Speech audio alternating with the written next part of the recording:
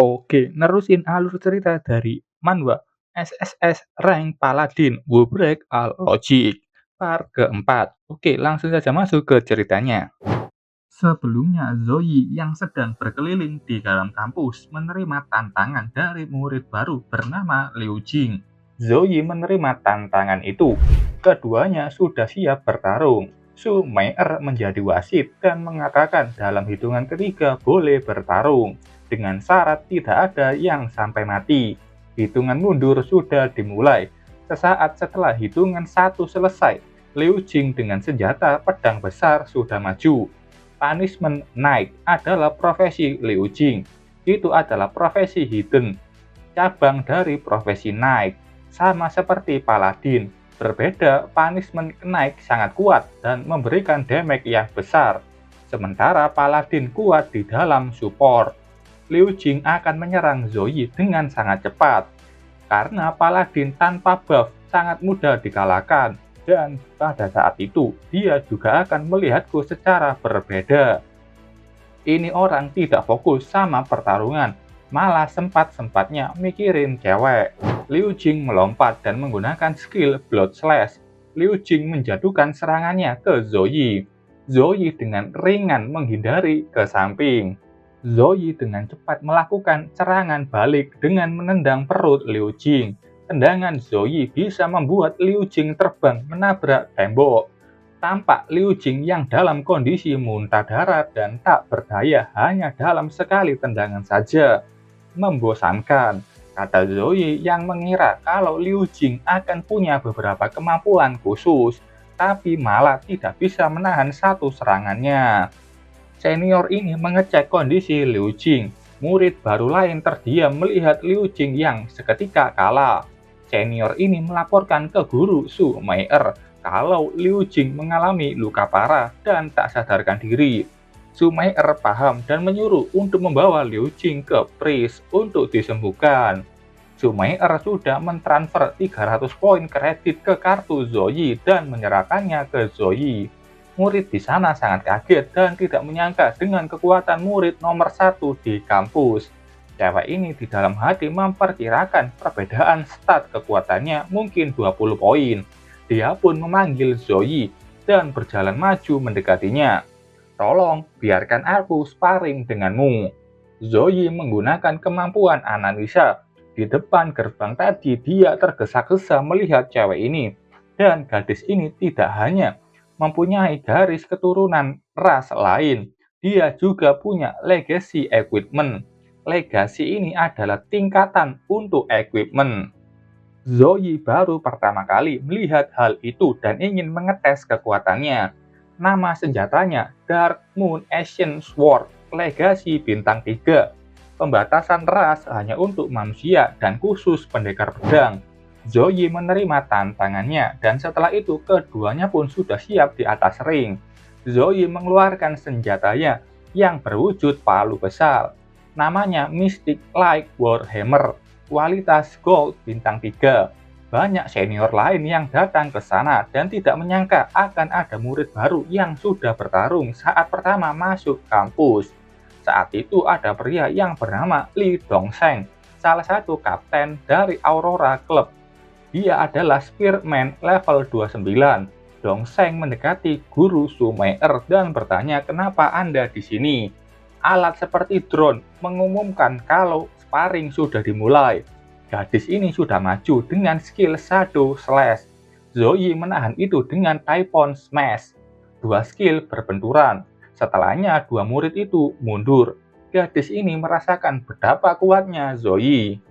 Dan setelahnya dia menggunakan skill Demonic Slash. Skill ini bisa menyelimuti senjata dengan elemen gelap dan melepaskan tebasan gelap yang sangat kuat.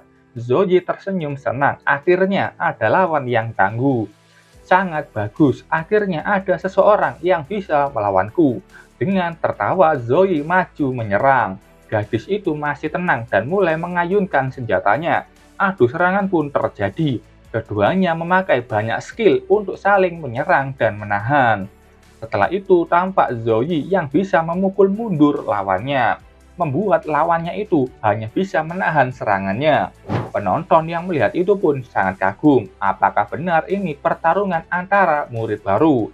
Dongseng mengatakan, kalau Swordman itu tidak mempunyai kartu andalan lain, dia akan segera dikalahkan. Senior ini bertanya, bagaimana bisa aku melihat itu pertarungan yang imbang? Dongseng menjelaskan, awalnya dia hanya akan memblokir satu dari 3 serangan Paladin, tapi sekarang dia harus memblokir satu serangan dari 2 serangan dengan pedangnya. Pengguna pedang besar biasanya bertarung secara bertahan dan mundur. Mereka akan menghindari serangan besar untuk menghemat stamina. Dan setelah lawan mereka memperlihatkan satu celah, mereka akan menyerang dengan kuat secepatnya. Sampai sekarang Zoe belum menunjukkan stamina-nya berkurang, dan dia entah bodoh atau percaya diri dengan kekuatannya. Dari awal sampai akhir, Warhammer membatasi pergerakan Swordman, memaksanya untuk memblokir serangan, dan itu sungguh indah melihat Paladin yang tanpa ampun menyerang lawannya. Gadis ini terdorong mundur dan kelelahan memblokir serangan Zoe. Pemanasan sudah selesai. Zoe mulai menggunakan buff Paladin seperti Gift of God, Gift of Courage, Weapon Blessing, Blessing of Dawn, dan Gift of Protection. Semua itu dia aktifkan. Cahaya suci mulai menerangi area pertarungan. Akhirnya gadis ini melihat bagaimana kekuatan sesungguhnya dari Zoe. Zoe menggunakan Spear of Victory.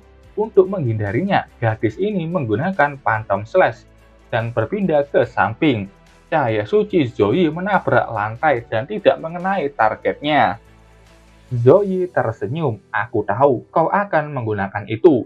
Gadis ini kaget melihat ada panah cahaya lain yang tepat di wajahnya. Panah-panah itu pun mengelilingi tubuhnya, dan Zoe mengayunkan palu besarnya ke lawannya. Gadis cantik ini menutup mata untuk menerima serangan dari Zoe. Tapi Zoe memutuskan menghilangkan semua tekniknya dan bertanya, apakah kau masih ingin melanjutkan? Gadis itu berdiri, tidak, hasilnya akan sama lagi. Zoe tahu kalau gadis ini tidak menggunakan semua kekuatannya. Bahkan gadis ini tidak menggunakan skill pedang atau elemen gelap saat bertarung tadi. Dengan senyum manisnya, kau mengetahuinya, ini hanyalah sparring, tentu saja aku tidak akan menggunakan kartu andalanku. Selain itu, kau juga tidak bertarung secara total. Aku sudah melihat video ujianmu. Tambahkan nomorku, ayo kita sparring lagi di lain hari. Zoe tampak biasa saja melihat kecantikan itu dan pesona dari gadis ini yang dia sengaja tebarkan. Gadis ini sangat senang setelah mendapatkan nomor Zoe. Zoe kembali ke Sumeier dan meminta melanjutkan.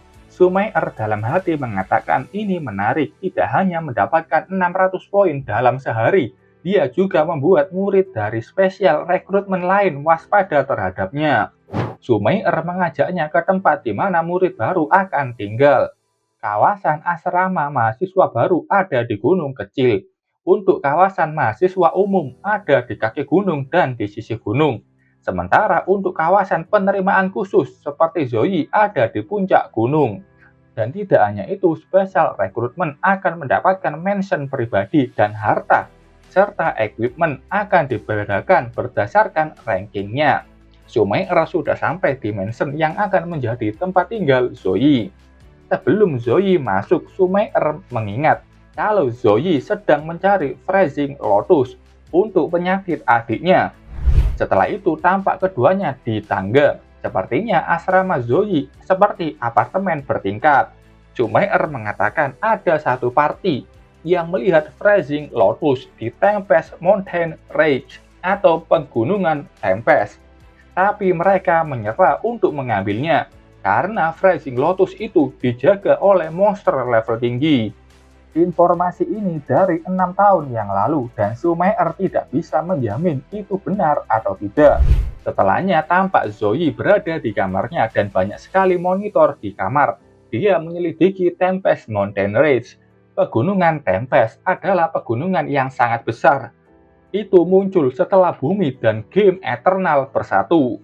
Areanya sangat luas dan banyak sekali harta berharga. serta punya keindahan flora dan fauna. Wilayah yang bahkan Awaken kelas tersier tidak akan masuk dengan santai. Dengan kekuatan Zoe saat ini, dia hanya bisa melarikan diri saat bertemu monster level tinggi. Tapi sistem memberinya hadiah item penyelamat hidup setelah misi ujian, yang dimana item itu bisa membangkitkannya setelah mati. Tidak ada waktu untuk ragu. Aku akan menuju ke sana setelah membeli beberapa skill dan equipment. Zoe memeriksa apa saja yang ada di sana. Karena dia ranking 1, skill Paladin di bawah level A bisa dia pelajari secara gratis. Zoe sangat senang. Zoe mulai mengklik apapun skill yang dia butuhkan, seperti skill kebal semua efek kerusakan fisik ini. Zoe sangat senang dan mengambil skill apapun karena itu gratis, tapi dia masih harus menggunakan poinnya untuk mengambil set the forest dari hadiah ujian. Setelah itu, di pegunungan Tempest ada seseorang dengan pakaian putih. Dia melihat ada ledakan hebat di depannya. Ini adalah Zoe. Dia penasaran apa yang terjadi di depan dan akan melihatnya. BTW, pakaian yang dia pakai adalah set the forest yang dia beli dengan banyak poin. Sementara itu di asrama wanita, ada wanita ini yang sedang melihat HP-nya dengan resah.